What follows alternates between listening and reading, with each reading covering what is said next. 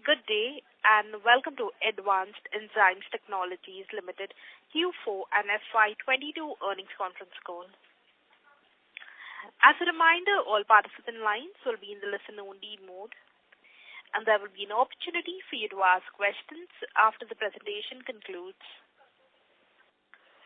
Should you need assistance during the conference call, please signal the operator by pressing star then 0 on your touchtone phone. Please note that this conference is being recorded. I now hand the conference over to Mr. Ronak Saraf. Thank you, and over to you, sir. Thank you. Good evening, everyone. Welcome to the Advanced Enzymes fourth quarter and fiscal year ended 22 earnings conference call. I am Ronak Saraf, the Manager Investor Relations here at Advanced Enzymes. We hope you all have gone through our financials, press release and the PPT, which has been posted in the IR section of our website. Today we have with us Mr. Mukund Kabra, Whole-Time Director, and Mr. Beni Prasad Rauka, Group CFO. The management will discuss performance and business highlights, updates on strategies, and respond to any questions that you may have. As is usual, for ease of discussion, we will look at the consolidated financials. Before we proceed, I would request you all to please read the forward-looking statement contained in the PPT and press release. During our call, we may make forward-looking statements regarding our expectations, predictions about the future. Because these statements are based on current assumptions and factors that may involve risk and uncertainty, our actual performance and result may differ materially from our forward-looking statements. So without any further ado, we shall commence this call. Over to you, Mukund sir.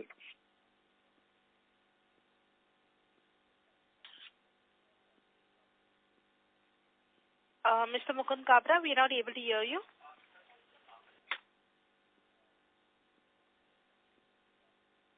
Mr. Mukund Kabra, if you're muted your line, we'd request you to unmute your line. As Thank you, Ronak. Yes. Thank you, Ronak. Good evening, everyone. I really appreciate you all for taking out your valuable time, and I welcome you all to conference call for the quarter and fiscal year ended 31st March 2022. At the onset, I hope everyone is healthy, safe, and taking all the necessary precautions in the wake of COVID-19. After quite a few quarters, we are welcoming people to a normal world. People have started going back to work. Starting with a quick recap of the year gone by, during last year, industry has faced some critical challenges, initially from the energy crisis, which is coal shortage and its high prices, turbulence on the raw material front, Omicron variant, unprecedented international freight escalation, geopolitical conflicts, which again led to the higher energy prices, and various other supply chain factors compounded the situation.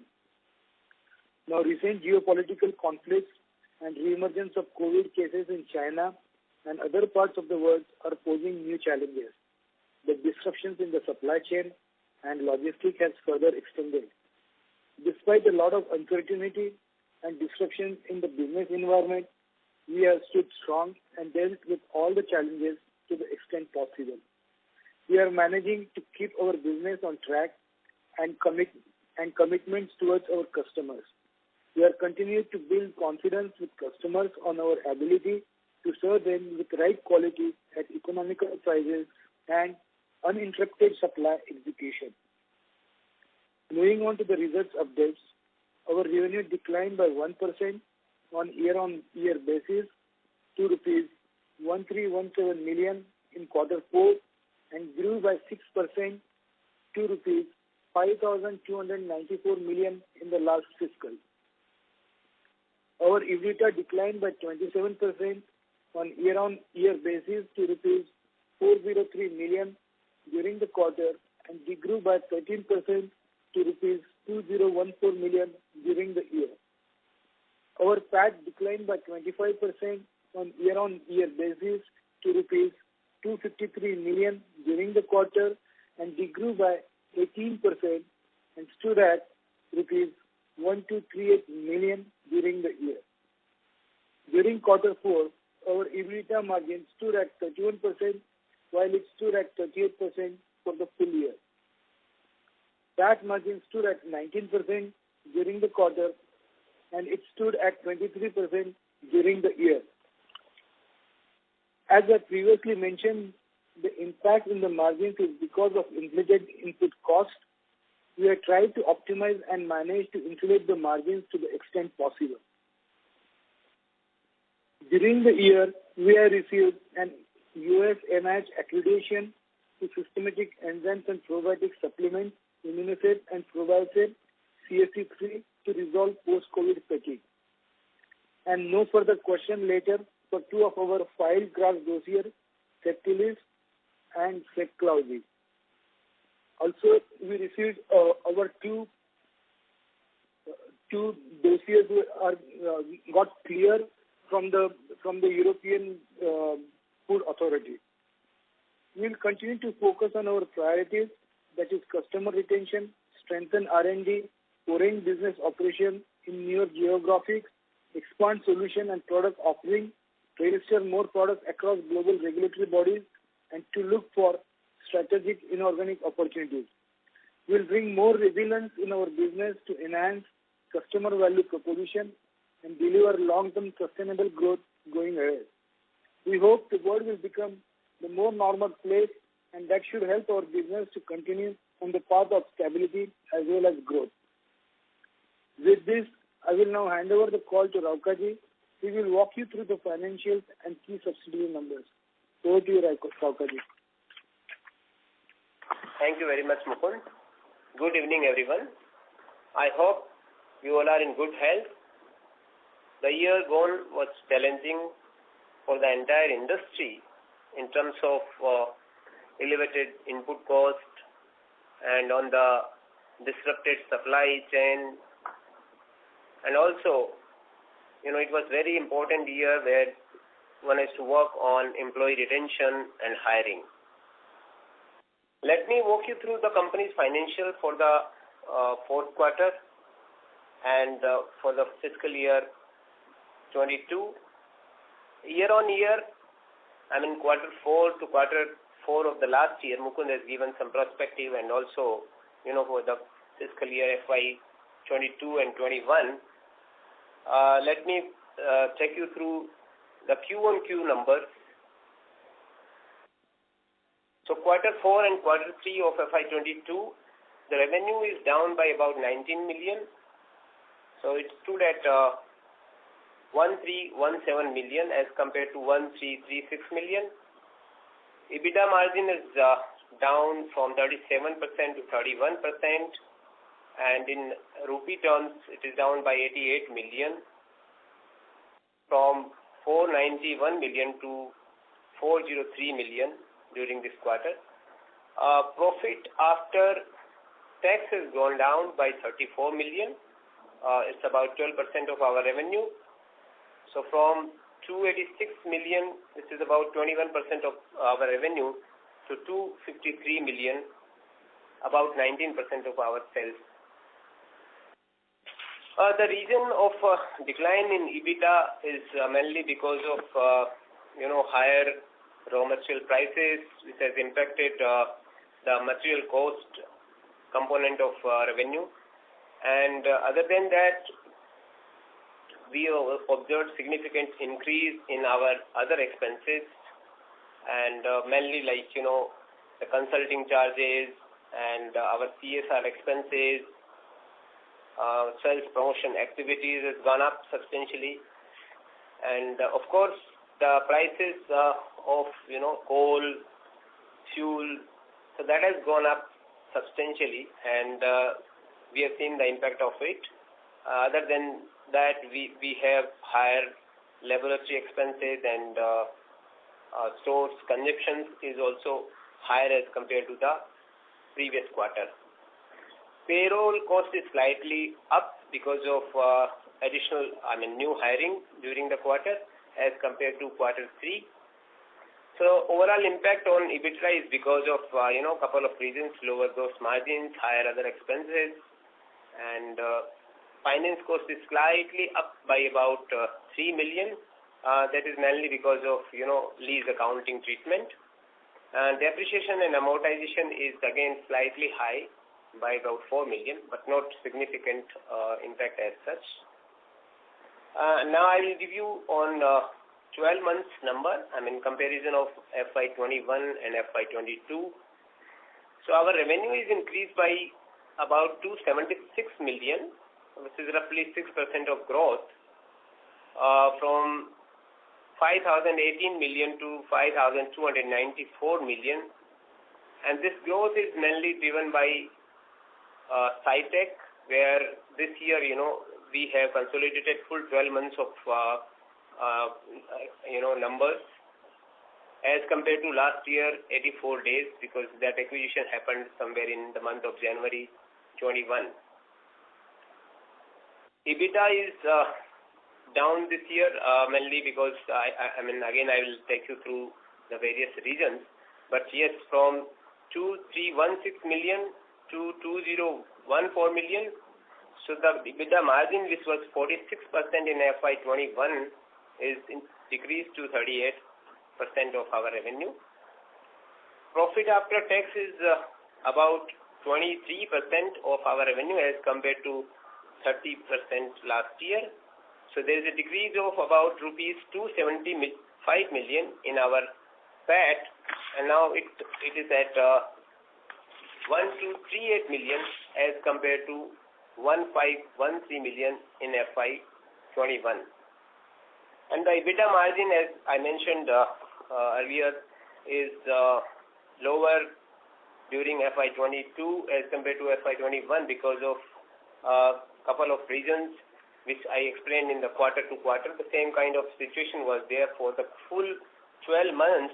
We have seen that higher raw material prices has impacted our gross contribution margin by about 1%, and the payroll cost is higher, mainly, as mentioned to you that, SciTech 12 months of inclusion in this year. So there is an impact of, in addition to SciTech, the annual increments which has been given by our company and all our subsidiaries, that has also impacted the EBITDA margin. In addition to that, there is an impact of about 6% because of higher other expenses, and those are mainly due to the higher fuel prices, including coal. And of course, this year we have exhibited in a couple of exhibition in international market, so our sales promotion expenses are higher, and of course consulting for various business promotions, that has also gone up. And freight and forwarding, this is something most of the companies has got impacted. Again, that is driven because of higher fuel prices. And in addition to that, this year we have seen that now the travels and everything is becoming like a normal feature, business as usual. So travel and conveyance expenses are also higher as compared to the last year. And apart from that, there are expenses like lab expenses and source and spare parts. So all put together has impacted our EBITDA margin by about 6%.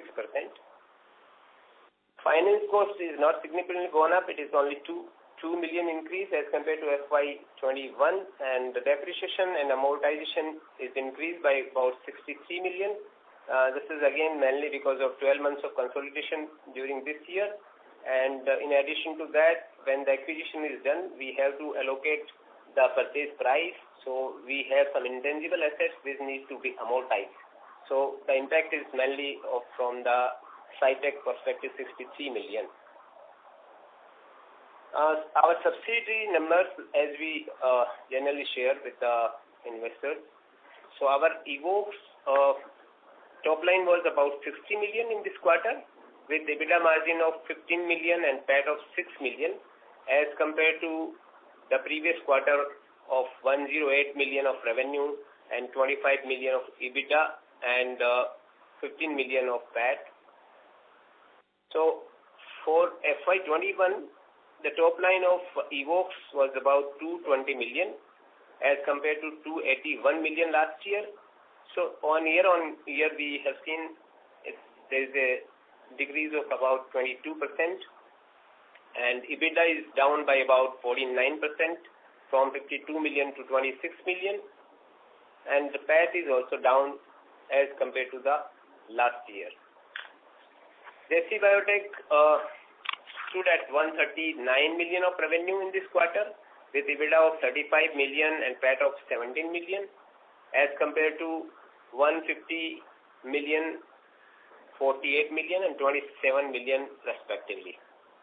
JC Biotech FY22 numbers stood at 503 million as compared to 504 of the last year, and EBITDA of 142 million as compared to 149, and PAT of 72 million as compared to 78 million. Our largest selling product, this is anti-inflammatory enzyme. This quarter stood at 247 million as compared to 281 million, and for the year the total sales of this particular segment, particular product, anti-inflammatory enzyme, is about 1,039 million as compared to 1,135 million of previous year. So roughly it constitutes about 28% of our top line for FY22 and 31% last year. Our top 10 customer contribution during FY22 is about 28% as compared to 31% last year. And B2B segment, we have not seen any kind of a growth. Numbers are flat. It's about 1.24 million in terms of USD as compared to 1.27 million last year. But yes, in terms of rupees, it is increased from 386 million to 412 million. In addition to that, we also share our segment-wise, we talk about, the category-wise our products.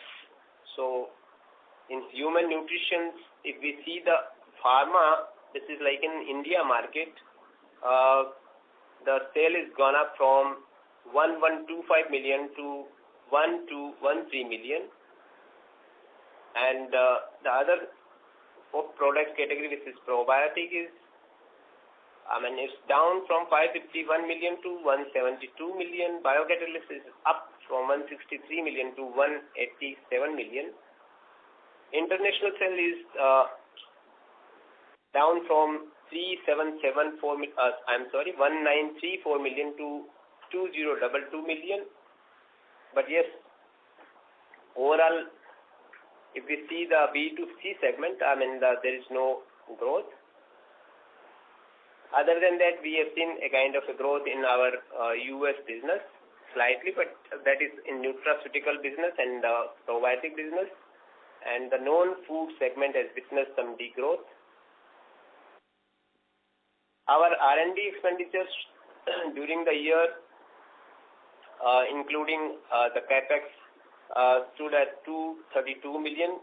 This is about 4.4% of our consolidated sales, as compared to 257 million and 5.1% of our consolidated sales during FY21.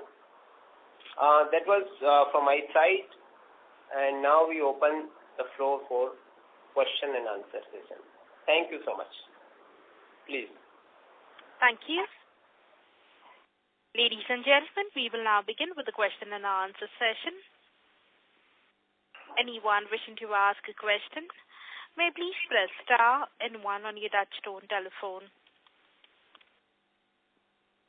If you wish to remove yourself from the question queue, you may press star and 2. Participants are requested to use handsets while asking a question. Ladies and gentlemen, we will wait for a moment while the question queue assembles.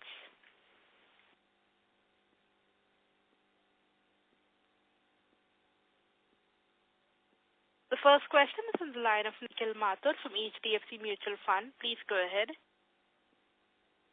Yeah, hi. Good evening, everyone.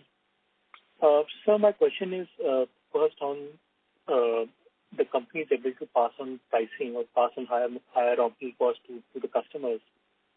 If I look at on a Q1Q and a YY basis, there has been a dip in gross margin, but it is kind of fine. I mean, 100 basis points here in this environment is quite understandable.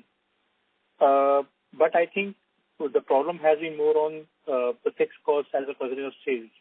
So I'm just trying to understand, has there been some loss of volumes in the 4Q which has led to some sort of an operating deleverage? Because the EBITDA margin compression, both YY and Q, is much higher than what your gross margins look like. So, Nikhil, yes, to some extent, we were talking about like the probiotic business has reduced this year because of the inventory at the customer end to a certain level. That has also contributed towards the lower margins on the EBITDA front. Besides, like all the price hikes, I think as we move on and as the business stabilizes this year, we should come back to the margins. So, sir, probiotic is the only business that has led to this sort of a disproportionate impact? Yes, so the probiotic has a somewhat like impact because that business has reduced significantly for this year. It's like almost like from 61, 62 CR to 17 CR, and that is the only one area which has really impacted. And there is a anti-inflammatory product which has like gone down to some level because of some registration required in the Europe and other markets. So till we file all the papers and other things, because it's now getting under the novel food, so it will again have some impact for a year or 2 years. Right? So those are the two areas which has like given us some kind of degrowth on the revenue front. So, sir, heading into FY22, I think we are past midway this quarter. So, any particular signs you're seeing of revival in both these segments in this particular year, or a few more quarters have to be waited, or a few more months have to be waited out before the reversal is visible? In this, the coming year, it's like a challenging, but at the same time, there are a lot of opportunities which we can see. We can see maybe like a quarter down the line, like we can see that a lot of business opportunities are getting opened up because of the Russian conditions. We are getting like all the competitors and other people are going with the price hike and other areas. So a lot of people are approaching us now for the products. So all of these, there's a lot of positive developments are going on these areas. At the same time, like the biocatalyst area, which was under pressure because of the solvent prices and the customer levels and other areas. But now, even like Chinese people are taking the price hikes and other things. So the prices are stabilizing and getting to the normal. And that is also like creating a lot of attraction on the biocatalyst area. So I think in our business, there is always a lag of 1 quarter or 1.5 quarters. And then the things should really become more better. Got it, sir. And sir, these potential order wins that we're talking about because of Russia or even in China, these products are already there in the market, or there are certain products that are yet to be launched by the company? No, these products are already in the market. The Chinese impacts are like the biocatalyst area where we were ready with the product, but we were not being able to sell because of the API cost was very, very low from the Chinese area. Now, like those prices has again gone back to the normal level, and that is where like a lot of attraction is coming from all of these pharma manufacturers to manufacture APIs in India. Got it, sir. And sir, do you mind giving some indication on what is the utilization level that the company is operating at in FY22 as well as in FY21? Can you please repeat, Nikhil? I'm asking you, can you give some color on what is the utilization level in FY22 versus utilization levels in FY21 of the plants? So if we really talk about like the raw material inflation and other inflation or the fuel inflation, now the prices are more or less getting stabilized. Now with this stabilized prices, we started working on like if we cannot like pass on all the cost to the customer, then we also started working on the cutting down the cost on the raw material front. So that should balance out like all the inflation and other things, because now the situation is more stable. Now we can see that the prices has to go down from this level rather than. Sorry to interrupt. My question was on the production volume utilization. I mean, vis-a-vis the capacity, what is the production volume utilization that you have seen in FY22 versus FY21? It's more or less the same thing, Nikhil. Maybe 55-60%. It's very difficult to put up in terms of capacity, but there are a lot of capacity which is there. Also, like we have recently like expanded our capacity in JC Biotech from 60 meter cube fermentation to another 60 meter cube fermentation, and that capacity is also like available at this point of time. So we will be coming up with a lot of different products out there too in the given time. Okay. So basically, the company is sorted on capex for the next 1 or 2 years, so there should not be any major step up in capex. There will be some capex, which is a normal maintenance capex, which will be somewhere around 15-16 CR this year. And if we get all the permissions for the R&D, what we propose in our like Nasik areas, the new R&D center, I think like we should be able to get the permission somewhere by June 8. And if we get that permission from all the government authorities, then probably 5-6 years we will be spending out there in the construction. Got it, sir. Thank you so much. Thank you. Thank you. The next question is from the line of Harshal Solanki from Equity Capital. Please go ahead. Audible? Yes, sir, you're audible. Please go ahead. Good afternoon, sir. Sir, I wanted to know how do you shortlist the products to enter into? How long does it take for your product to hit the market from scratch? And what are your internal matrices you look at when you launch a new product? And the second question is, in the press release, you have mentioned that you are launching a lot of products. So can you please elaborate when will the products hit the market? What will be their return on investments and stuff like that? Thank you. So, Harshal, we generally like select the products in the area or the focus area which we operate. So our normal focus area is like the human nutraceutical, animal nutraceutical, and the food. Particularly in the food, we are focusing on like baking industry. The next level of focus will go into the dairy industry. So we try to make the complete basket as we move on into those particular areas. For example, when we will go for the dairy industry, we will be having all the basket. Like, for example, whatever the enzymes need, whatever the probiotics we need for the dairy, and then we will go for that.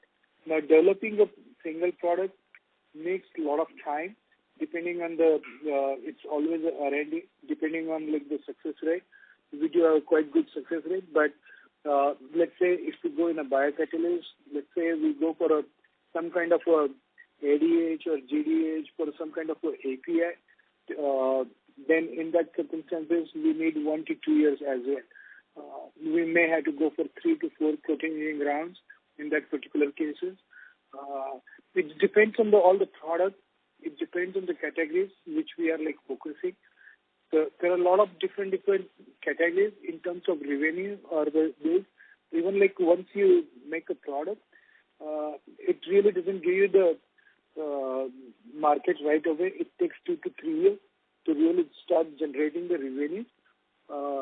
Once you like decide to make into the product, but with our expertise and with the time what we have spent in the industry, we do it at a very, very low cost. So the return of investment is hardly takes any time once we really launch the product. Okay, got it, sir. And sir, a follow-up on that, we are entering into the B2C segment as well. So by when do you expect that segment to mature, and what kind of investments are you looking to make there? So we are already there in B2C area in the US market. We are trying to copy that model. In US also, like, we didn't get any success for the first 3 to 4 years, and I think we may not get that. We will need 3 to 4 years. We are not spending too much of money into this area. This year also we will be spending somewhere around couple of CR into this area. Okay, got it. And sir, last question. Sir, our sales have been growing at single digits. So are you confident that our new product launches will help us grow our revenues by double digits in the coming years? We feel so, because we are at a very good stages. Lot of things are under the pipeline. I cannot say for this year, particularly like the first quarter and one and a half quarter, but I still feel that this year we should also get a lower double-digit growth. But it's difficult to predict with the given situation, geopolitical situations, and every day the situation changes. But I think like we should have more clarity by the next quarter or something. Okay, got it, sir. Thanks a lot. That was from my side. Thank you. A reminder to the participants, anyone wishing to ask a question, may please press star and 1.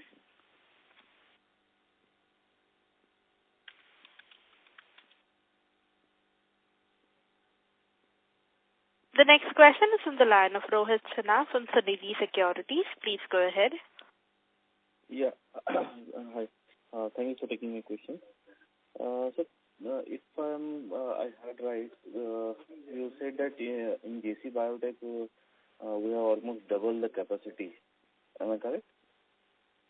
That is right. Right. So with from the earlier capacity, we had run rate of close to 50 crores. Right. Yeah, 50 crores net was there. So can we expect a similar 50 crore from the additional capacity by 24 at least, or it will take even longer time to reach to that kind of level? Yes, so as you know, like with all the JC Biotech capacity was 100% utilized, right? So we always create the capacity to begin with. Now the advantage with the JC Biotech is we do have all the solvent handling facilities available out there. So we can do the fermentation where we can use the solvent and other things, which is not there in the other two areas, other two facilities. So that was the objective, to build up the capacity at JC Biotech. The capacity on the fermentation side is over, but we are still waiting for the capacity to be installed for the downstream. I think like that work should be completed by May end or the first week of June, and then we can start like some products which require solvents, particularly into the animal feed areas and other areas where you need to do even in like fermentation you need to put some solvents. So that should that should increase our capacity to make those enzymes which currently we are importing, and that should give us some more strength as we move on into this area. Okay.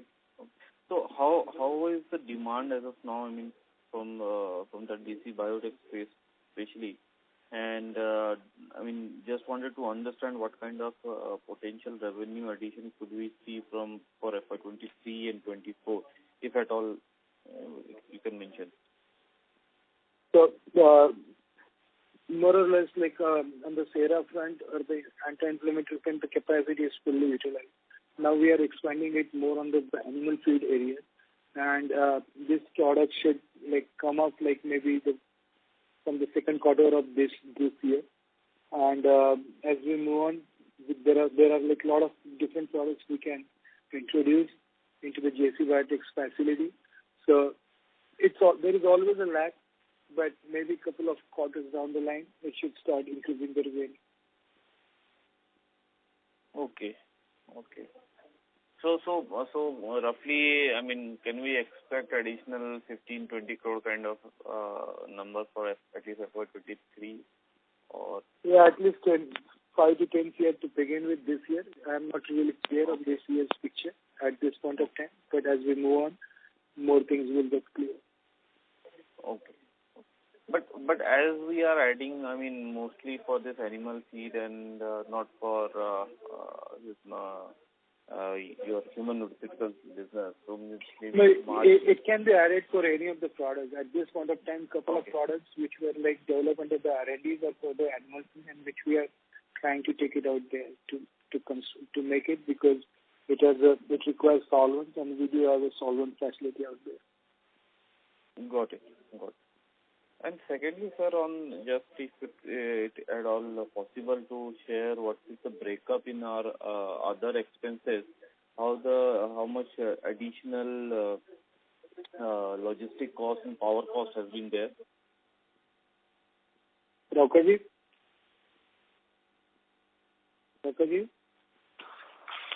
Yeah. Give me a minute, please. So you want in terms of absolute number? Otherwise, I have given you the impact. I have given you the impact on EBITDA. Yeah, that is I have. Just if at all, I mean, a rough number on additional, I mean, incremental cost which was there on power and logistics. So power and fuel, if I look at, my 12 months number, has gone up by about 60 million. Okay. And then our stores and spare parts is gone up about 25 million. Okay. Sales promotion expenses are up by about 30 million. Freight and forwarding is up about by 12 million. Travel and conveyance is up by 15 million. And the substantial increase in the other expenses, as I already mentioned to you, is on account of the 12 months consolidation of our SciTech during this year. Because last year number includes only for 84 days of performance of SciTech. So that increase is about 19 million in absolute numbers. Okay. And other than that, there is an increase in lab material because of again the increase in the prices, about 13 million. And there's of course some increase in other petty and miscellaneous expenses of about 14 million. So roughly the total increase in terms of absolute number is 302 million in this FY22. From 841 million last year, it has reached to 1143 million. So I have given you complete breakup of increase in other expenses. Okay, sir. Thank you very much. Yeah. And just last question, as you were mentioning that obviously the employee cost has increased because of the SciTech. So just wanted to know from Q3 to Q4, has there any more addition in terms of employees? No. Q3, Q4, the increase is not significant if I compare my SciTech and consolidated numbers. There is no significant impact.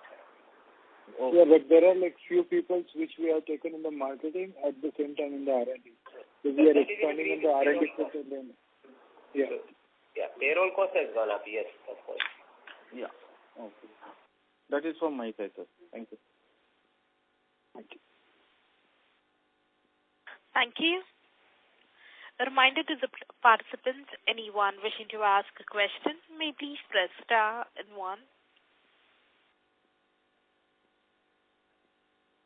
The next question is from the line of Tarang Agarwal from Old Bridge Capital. Please go ahead. Hello, just a quick question. What proportion of your America's revenue are from North America?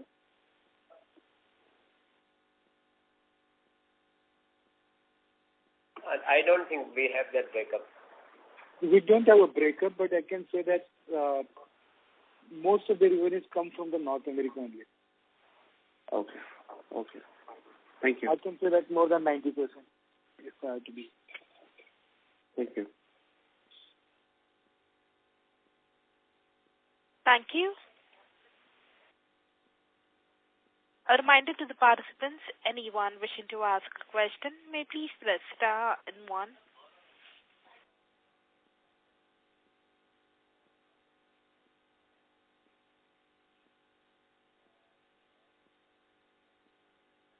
The next question is on the line of Jay Anand from Alta Vista Capital. Please go ahead. Yeah. Hi, good evening. I wanted to understand a bit more on the probiotic, and on one of the slides it is mentioned that last year FY21 sales was $9.8 million and this year it is $4.7 million. So why is there a significant reduction in revenue from probiotic? So in the probiotics, we are working on the 2 strategies. One strategy is supplying to the people who are already established, and the second strategy is to develop our own brands. So developing the brand requires some more time. You need to file all the draft dossiers, you need to file all the other things, you need to go through the customer's R&D, and that is a time-consuming process. So the business where we are supplying to the probiotic to the people who are already established in the market, and we are the supplier. From at that end, there is a inventory pile-up, and some of the loss of the business for that customer from the market, and that both of those has contributed towards the reduction in the demand for the last year. We had really hardly much of a sale on that front last year. This year, the situation should become somewhat normal, not like the last year, but maybe a year before. So we should be getting back into the normal thing, but this is where the revenues, if you really compare, those are on a significantly lower side. Is it due to only one customer? Yes. Okay. All right. Thank you. Thank you. The next question is on the line of Ketan Chera from a retail investor. Please go ahead. Hi, I'm audible? Yes, sir, you're audible. Hello. Yeah. Sir, I wanted to know, do we have any a 5-year plan or a 5-year goal kind of a thing, or a roadmap, if you will, in terms of where do we want to reach in terms of scale? It could be either numbers or some other goals or targets. Do we have something like that, or did we have it in the past before the COVID period, and have you made any adjustments to that? So, Ketanji, yes, you are right. Before the COVID started, we made a 5-year plan to double the revenue. We were on the track, but then the COVID situation has come up. The situation has really made us a little bit shaky. You are right. We have to still sit back and into the drawing room and regroup and rearrange the plan. Once we do that, we will let you know. But more or less, we feel that those goals should be achievable. If the things become normal, more quickly the things become normal, we should be able to move on to the faster track. Okay, so just a follow-up to that. So, whatever target we have, in terms of doubling the revenues before the COVID period. So now, what is the year that we are looking forward to, by when we will be doubling the revenues at top line? That's what I was saying, Ketanji. We will sit again into the drawing room, and we will come back onto this. At this point of time, we are going with the same target. Probably, I still feel if the things become normal, probably we should be able to onto our given track. We should really come back quickly onto our given track. Okay, yeah. Thank you so much. Thank you. Thank you. A reminder to the participants, anyone wishing to ask a question, may please press star and 1.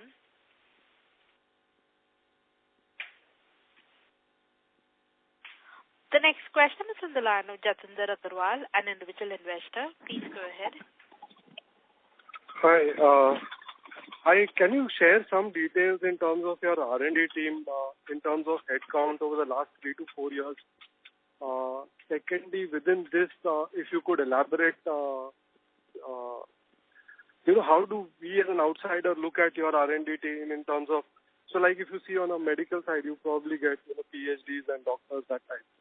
So if there is some qualitative aspects to share on your R&D activities, that will be good. Thank you. Raghavi, do you have these numbers? So numbers we will share. Meanwhile, you can give him the inputs about the qualitative aspect, what exactly we look forward when we hire people in R&D. Because, exactly. Let me give some brief on this, and I think Mukund will add on it. As you see that we operate in different segments: human nutrition, animal nutrition. Then apart from that, in bioprocessing segment where we have non-food and food segment.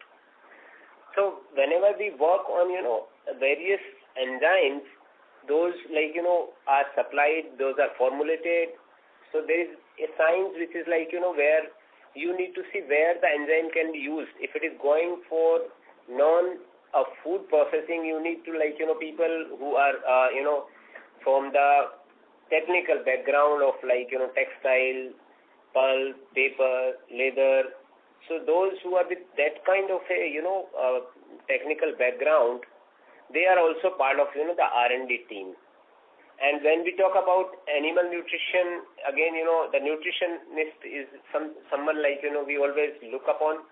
In addition to that, as you look to human nutrition side, of course the various scientists for different segments, whether it's genome or whether it is microbiology. So all those who have technical and scientific knowledge and qualifications, they are always with us, and most of them at top level are doctorate. Those they have PhDs in their field. And in addition to that, those who help them, so they are with the MSc and BSc background. So most of them are qualified, team of candidates. At this point, there are more than 100 people if we add into all the different labs. It depends on the area, what is there. So we have a lot of different segments. One is the animal feed, then there is a food area, then there is a nutraceutical area, then there is a biocatalyst area, then there is a fermentation R&D, so and then there is a protein engineering R&D. So different segment has a different people, right? So, right. And then there is a formulation R&D.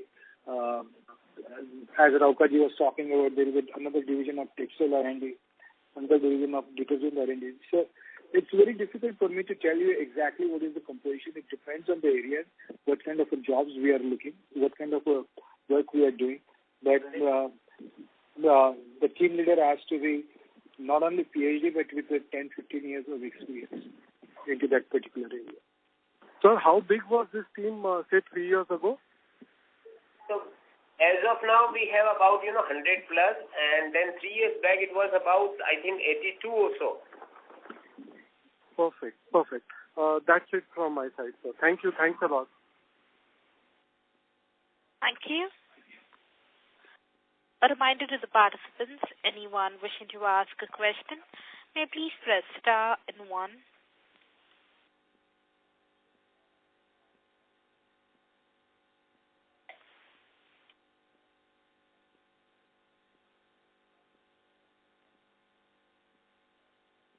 Participants of the conference, if you wish to ask a question, you may please press star and 1.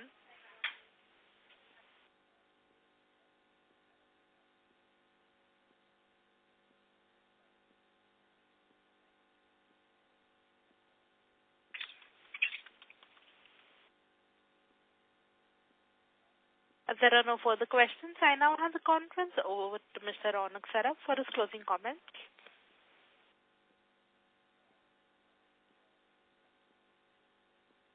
Mr. Saraf? Yeah. Thank you everyone for taking your valuable time for attending our con call. We will keep you all posted for any further updates. I request you all to kindly send in your questions that may remain unanswered.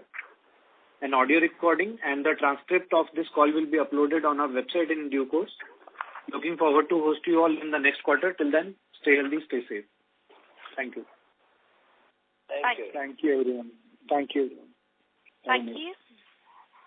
Ladies and gentlemen, on behalf of Advanced Enzyme Technologies Limited, that concludes this conference call. We thank you for joining us, and you may now disconnect your lines. Thank you.